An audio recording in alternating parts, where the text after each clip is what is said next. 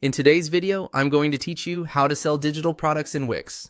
By the end, you'll know exactly how to set up a digital item, from choosing the right product type to pricing and publishing, so customers can purchase and download it with confidence.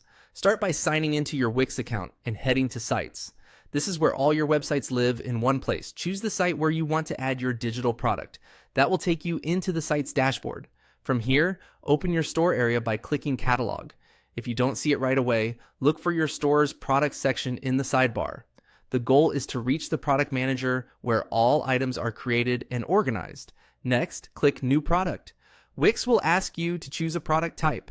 Since we're selling something downloadable, like an ebook, template, post track or video, select Digital File. This ensures your buyers receive a secure download link instead of shipping options. Give your product a clear, compelling title. Aim for something that explains exactly what the customer is getting. This helps both your shoppers and your search visibility. Add your images and videos to showcase the product. Use a high-quality cover image that represents the digital asset and include extra visuals or a short preview video if it helps demonstrate what's inside. Remember, your first image usually appears as the main thumbnail, so make it count. Move through your basic info. Depending on your setup, this can include organizational details like categories, collections, or a SKU if you use internal tracking.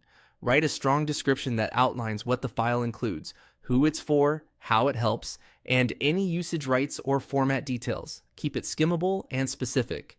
Clarity reduces refund requests and builds trust. Set your price.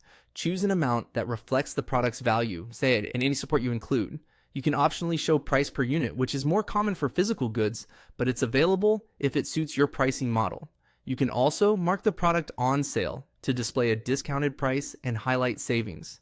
Inventory tracking is typically unnecessary for digital items, so you can leave that off, while pre-order can be useful if you're launching on a future date and want to start collecting orders early.